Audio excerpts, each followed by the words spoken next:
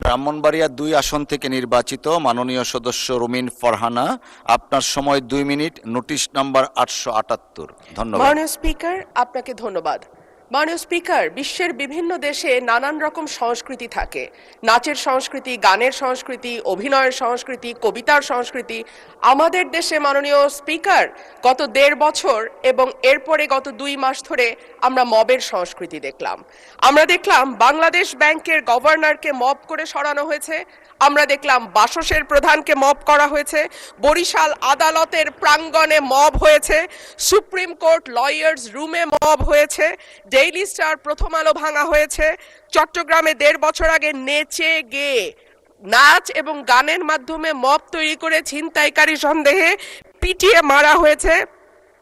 কুষ্টিয়ায় একজন কথিত পীরকে পিটিয়ে মারা হয়েছে কিছুদিন আগে। মাননীয় স্পিকার, আমাদের সম্মানিত মাননীয় স্বরাষ্ট্রমন্ত্রী আজকে উপস্থিত আছেন।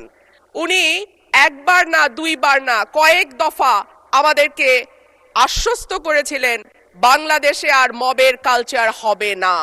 উনি আমাদেরকে আশ্বস্ত করেছিলেন বাংলাদেশে বিচারহীনতার সংস্কৃতি হবে না। উনি আশ্বস্ত করেছিলেন বাংলাদেশের মানুষ ন্যায় বিচার পাবে। কিন্তু আমরা দেখলাম একটির পর একটি জায়গায় মবের ঘটনা ঘটেই চলেছে।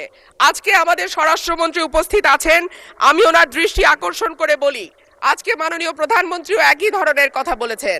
মানুষ যখন ন্যায় বিচার পায় না তখনই এইরকম সংস্কৃতির বাড়ে এবং মানুষ এই ধরনের সংস্কৃতিতে জড়িয়ে যায়। মানুষের মধ্যে হতাশা আছে, মানুষের মধ্যে ক্ষোভ আছে, মানুষের মধ্যে তীব্র বৈষম্য আছে, পড়ছে দৃষ্টমূল শাস্তির অভাব। গত ১.৫ বছর চট্টগ্রামে অব করে যেই লোকটিকে পিটিয়ে মারা হয়েছিল তার বিচার এখন পর্যন্ত হয়নি মাননীয় স্পিকার। এবং